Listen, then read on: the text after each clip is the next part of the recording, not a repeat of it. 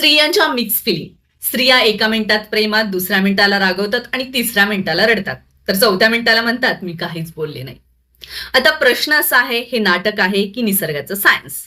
Science सांगतं स्त्रियांच्या मेंदूमध्ये अॅमेग्डाला म्हणजेच भावनेचा कप्पा आणि प्रीफ्रंटल कॉर्टेक्स म्हणजे बुद्धीचा कप्पा, हे दोन्ही एकाच वेळी फुल स्पीडला काम करतात. म्हणजे काय होतं, भावना आली, विचार केला, उत्तर दिलं, हे सगळं एका सेकंदात घडतं. आणि मग नवऱ्याला वाटतं हिचे नेहमीचेच मूड स्विंग, रील बघून झालेला परिणाम. पण असा विचार करण्या अगोदर थांबा आणि माझा व्हिडिओ पहा. स्त्रियांसाठी इमोशन का महत्वाचे असतात? स्त्रियांच्या शरीरात ऑक्सिटोसिन नावाचं हार्मोन जास्त असतं.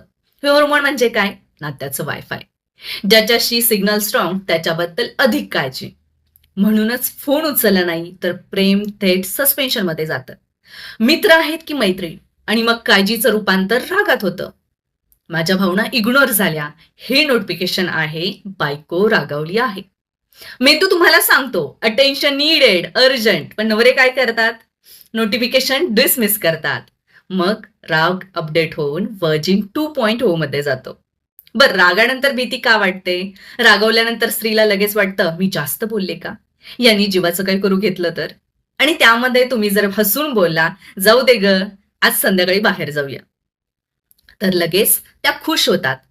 स्त्रियांना शांत करण्यासाठी एक वाक्य पुरेसं असतं, तुझं बरोबर आहे. ते वाक्य ऐकताच मेंदू डोपामिन रिलीज करतो आणि सगळ्या कंप्लेंट बॅकग्राऊंडला जातात. म्हणूनच स्त्रिया मिक्स फिलिंग असलेल्या नाहीत, त्या मल्टीटास्किंग इमोशन्स असलेल्या आहेत.